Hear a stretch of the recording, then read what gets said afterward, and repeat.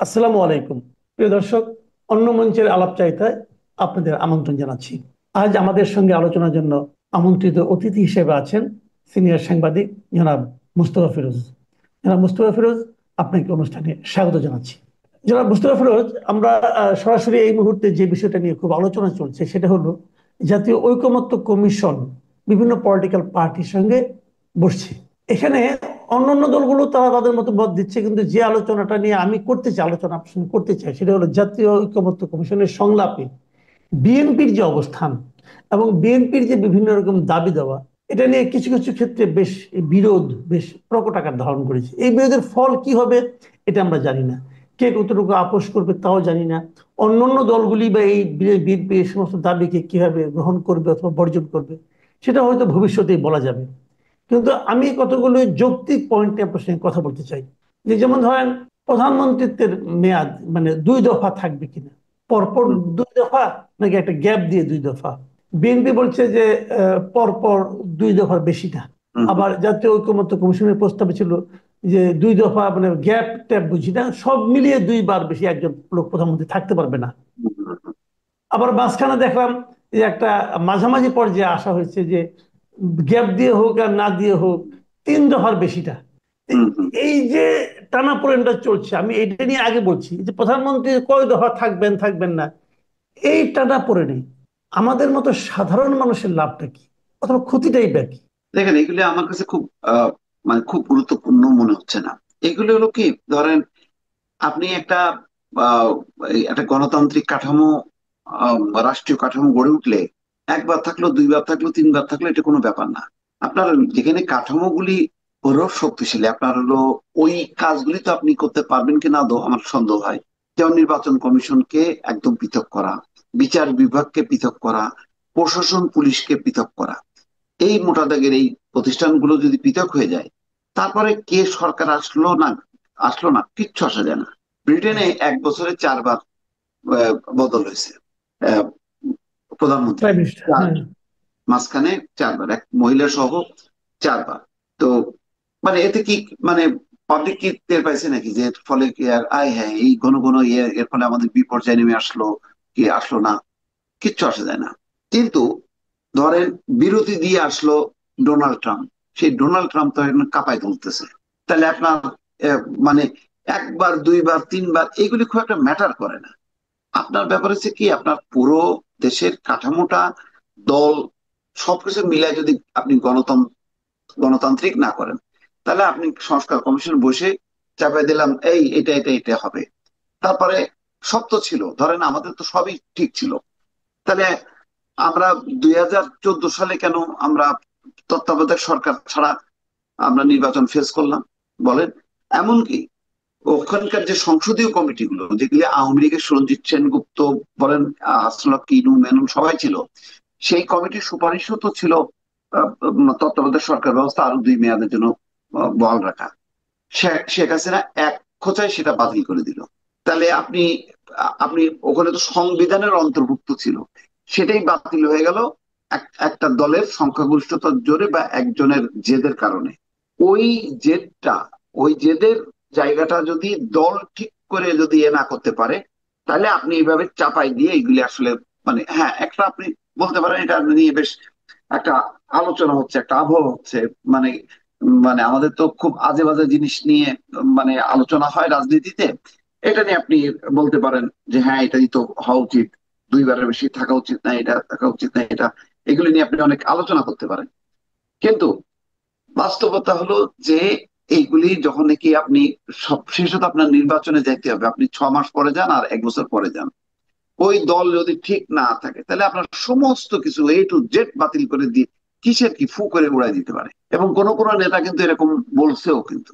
তার মানে কি, আপনার মানে আপনি চাপাই দিয়া কোনো সংস্কার, মানে এটা রাজনৈতিক দল, এটা তো দল করবে। আপনার এখানে তো দলীয় শাসন, এক ধরনের বলতে গেলে দলীয় শাসন। তো দলীয় শাসন, যে দল ক্ষমতায় আসবে সেই দল যদি অ্যাডপ্ট না করে, ঐক্যমত্য কমিশন তো ক্ষমতায় আসবে না, ক্ষমতায় আসবে বিএনপি, জামাত বা অন্য দল। তো তারা আসলে কি ভাবে, তাদের নিজেদের এটা কি, তারা নিজের থেকে যদি পরিবর্তন না হয়, এইগুলি করে আলোচনা হবে। আমরা বেশ এটা নিয়ে অনেক ধরনের আলোচনা করতে পারি, আদর্শিক আলোচনা করতে পারি, কিন্তু আমার মনে হয় না যে দিন শেষে এগুলি খুব বেশি ফলপ্রসূ হবে। আচ্ছা, আরেকটা বিষয় আপনি খেয়াল করেছেন, গত 15 তারিখ থেকে আমরা খেয়াল করছি, 15, 18 এবং গতকালকেও দেখলাম যে বিভিন্ন জায়গায় দেশে আওয়ামী লীগের একটা করে ঝটিকা মিছিল হচ্ছে, হম হম এবং এই মিছিলের সংখ্যা ক্রমে বাড়ছে আর কি। হম হম এটা কি মনে হয় যে মানে নির্বাচনের আগে আগে আওয়ামী লীগে ফিরে আসার চেষ্টা করছে, অথবা আওয়ামী লীগের ফিরে আসাটাকে আপনি অবৈধ বলবেনই বা কিভাবে? এবং আজকে দেখলাম যে খুলনায় নাকি ওই ঘটনায় প্রায় 39 জনকে গ্রেপ্তার করা হয়েছে। এখন হম আওয়ামী লীগের যদি একটা আওয়ামী লীগের যদি মিছিল করে, আওয়ামী লীগ তো কোনো অবৈধ দল না, হম একটা হম বৈধ দল যদি মিছিল করে, তার লোকজনকে আপনি গ্রেপ্তারি বা করছেন কোন আইনে? তো এই বিষয়গুলো কি আলটিমেটলি দেশে আগামীতে রাজনৈতিক অস্থিরতার কোনো ইঙ্গিত দিচ্ছে আপনার কাছে মনে হয়? এটা আসলে আওয়ামী লীগও করতেছে একেবারে ব্যক্তিগত কারণে। এটার কোনো এর পেছনে খুব রাজনীতি নেই। রাজনীতি নেই এই কারণে, মানে শেখ হাসিনার বিচারটা আগায় আসতেছে, এখন তার পক্ষে কেউ নামতেছে না। এটা হয়ে গেছে তাদের জন্য একটা সাংঘাতিক রকম একটা প্রেস্টিজের ব্যাপার, যে এত বড় পাহাড় প্রমাণ আওয়ামী লীগ ডানে তাকালে আওয়ামী লীগ, বামে সামনে পিছনে আওয়ামী লীগময়, পুরো দেশটা আওয়ামী লীগময়। যারা খেলতেছে খেলা ছেড়ে দিয়ে আওয়ামী লীগ, যারা গান শিল্পী গান ছেড়ে দিয়ে আওয়ামী লীগ, যারা অভিনয় করতেছে অভিনয় ছেড়ে দিয়ে সব আওয়ামী লীগ।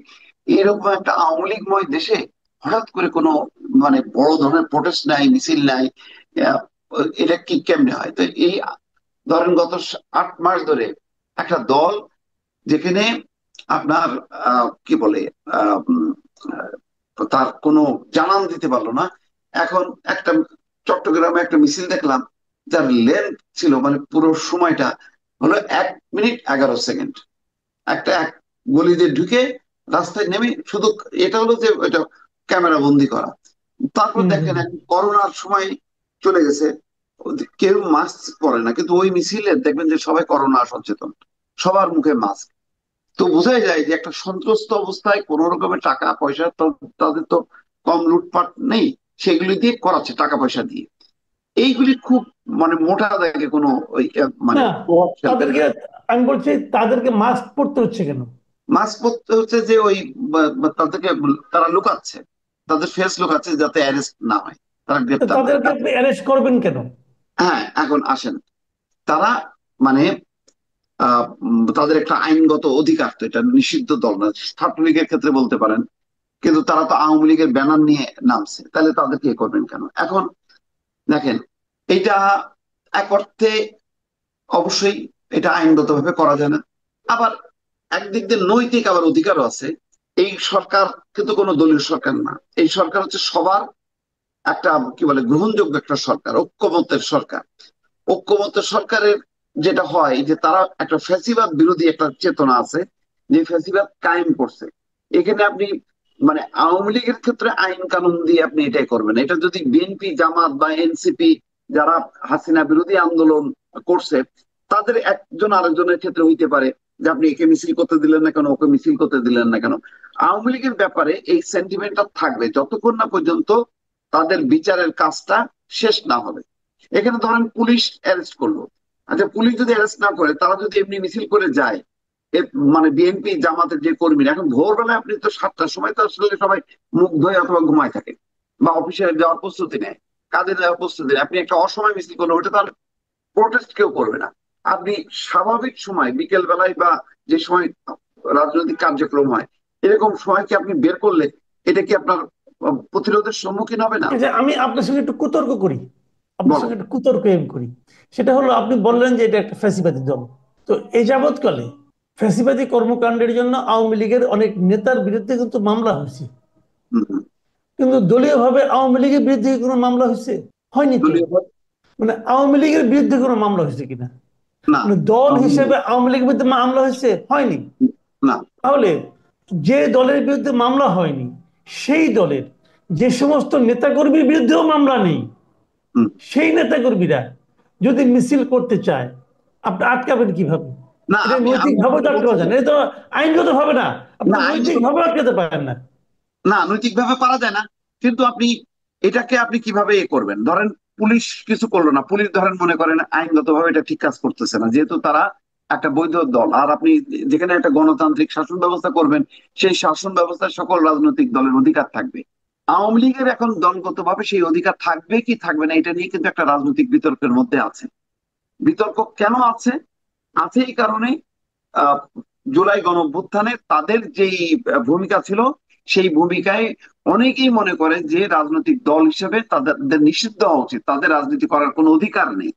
এইরকম যখন একটা অবস্থা, সেই অবস্থান থেকে পুলিশের এই কার্যক্রমের বিরুদ্ধে আপনি কোনো ক্ষোভ বিক্ষোভ ব্যাপকভাবে দেখেন? রাজনৈতিক দল, মনে করেন বাসদ বা সিপিবি, এই ধরনের রাজনৈতিক দল, তারা তো মনে করেন কোনো ক্ষমতার অংশীদার ছিল না। না, তারা খুব বিক্ষোভ দেখাবে কি হবে? খুব বিক্ষোভ দেখাতে গেলে তো তারও অ্যারেস্ট হওয়ার আশঙ্কা থাকবে।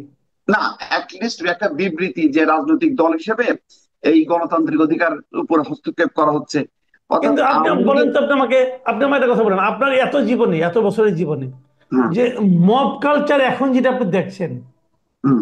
এত তীব্র মব কালচার কি আপনি আগে কখনো দেখেছেন? না, যে এখন এটা যে দেখিনি। বিবৃতি দিবে তাকেই বলবে তুমি ফ্যাসিস্টের দোসর, দোসর বলে তা এর বিরুদ্ধে মব শুরু হয়ে যাবে। তো এটা আপনি কিভাবে তারা দিবে? না, না, সেটা হলেও আপনি এমনি তো ধরেন, থাকে না যে একটা মানে সভা সেমিনারে বক্তব্যে এই সেই মানে একটা ইয়ে করা, যেগুলি ঠিক হচ্ছে না, একটা নিম্ন সুরেও কিন্তু নাই। ফলে এটা বোঝা যায় যে মানে আওয়ামী লীগের বিরুদ্ধে এখন কোন কার্যক্রমে আসলে কোন রাজনৈতিক দল বলবে না যে না এটা খুব বেআইনি কাজ হচ্ছে, সরকারের চরম ফ্যাসিবাদী কাজ হচ্ছে না এটা। কিন্তু আপনি যদি এটা আদালতে একটা বিচারকের কাছে টেনে আন, আদালত বলবে যে না, আইনগত ভাবে এটা করা যায় না। এটা আমিও বলতেছি। কিন্তু জেনারেল পাবলিকের যে পারসেপশন, পুলিশ বাদেও আমার ধারণা, যদি দিনে দুপুরেও কোনো মানে একটা মিছিল যায়, মানুষ যদি প্রতিরোধ নাও করে, এখন পর্যন্ত মানুষের মধ্যে পারসেপশন, এটাকে তারা পছন্দ করবে না। এটা মনে মনে তারা এটা প্রতিবাদ যদি করবে। এটা যদি আমার এরকম ধারণা। পারসেপশন থাকে, তাহলে হুম। আমার ধারণা যে এটা কিন্তু জনগণই প্রতিরোধ করতো। আপনি বিষয়টা আপনি জনগণের হাতে ছেড়ে না দেখেন, দিয়ে সময় যদি দেখেন না, পুলিশকে কেন সময় লাগাচ্ছেন? আমি এই জন্য চাই যে একটা দিনে দুপুরে মানে স্বাভাবিক সময় তারা একটা মিছিল করুক। কেন, আপনি ধরেন ঝটিকা মিছিলে আপনি দেখেন 2 মিনিট 3 মিনিট, সকাল 7টার সময়, ওই সময় আপনি পাবলিকের সংগঠিত হওয়া, মানে এটা একটা এটা সম্ভব না। আপনি তো চালাকি করে আপনি করতেছেন একদম গেরিলা যোদ্ধা। গেরিলা যুদ্ধ থামানো কিন্তু খুব কঠিন। আপনি ধুম করে যে একটা বোম মেরে দিয়ে আসলেন, তাহলে আপনি আমরা বলবেন সেই না, এই আমরা সেই রাষ্ট্রপতি সমর্থন করতেছে, এটা আচ্ছা, বলা যাবে না। আমরা দেশে রাষ্ট্রীয়ভাবে সেরকম একটা গেরিলা যুদ্ধের পরিস্থিতিকে, পরিবেশকে ইনভাইটই বা করছি কেন? দিদি ভাই, আমরা কি আপনার করতে খেয়াল পারি? আছে? হুম। আপনার খেয়াল আছে আমরা যখন বাংলা ভিশনে ছিলাম, আপনার খেয়াল আছে আপনার রিপোর্টারকে বিএনপির লোকজন কিন্তু ফোন করতো। হ্যাঁ, হ্যাঁ, হ্যাঁ। হুম, এটা হুম, বলতো হাতির ঝিলের অমুক পুলের কাছে ঠিক হুম, হুম, 10টা 15 মিনিট থেকে 10টা 12 মিনিটে আমরা একটা মিছিল করব। হুম, আপনার প্লিজ একটা ক্যামেরা পাঠিয়ে নাইছেন রিপোর্টার। বলতো না আপনাকে? বলতো তো। হুম, বলতো। লোক চাইতো। তো হুম, ওটা কি ছিল?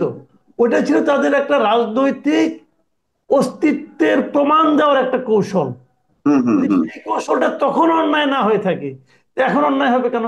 এখন অন্যায় হচ্ছে এই কারণে যে বাংলাদেশের সকল রাজনৈতিক দল, সাধারণ মানুষ, তারা মনে করে যে আওয়ামী লীগের হাতে যে রক্ত, সেই রক্তের দাগ এখনো শুকায়নি। এই সেন্টিমেন্টটা থাকবে, আপনি এই সেন্টিমেন্টটাকে উপেক্ষা করতে পারবেন। এই সেন্টিমেন্টটা আইন দ্বারা নির্ধারিত হবে না, কিন্তু একটা পাবলিকের মনে দগদগে ঘা আছে যে এই দল ক্ষমতায় থাকার জন্য তারা গণহত্যা চালাইছে।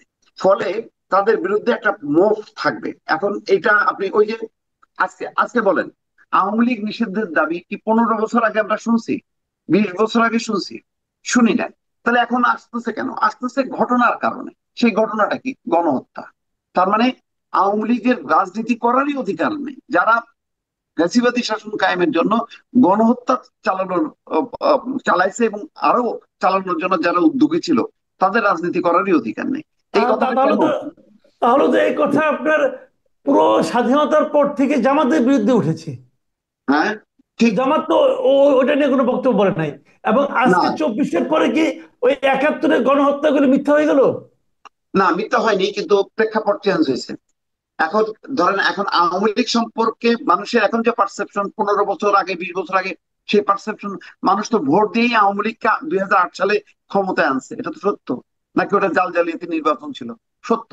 কিন্তু ওই 2008 সালে যারা ভোট দিছে, তারা কি 2024 সালে আওয়ামী লীগকে উৎখাত করার জন্য আন্দোলন করেনি?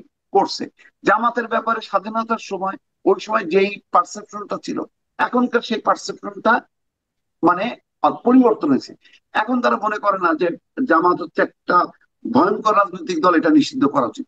বরং এখন দুঃখজনক ভাবে স্বাধীনতা যুদ্ধের নেতৃত্ব দানকারী আওয়ামী লীগ নিষিদ্ধ হোক, এইরকম একটা মতামত মানুষের মধ্যে আছে। হয়তো পুরোপুরি বলা যাবে না যে 100%, কিন্তু একটা বড় অংশ মনে করে যে আওয়ামী লীগের রাজনীতি করার অধিকার নেই।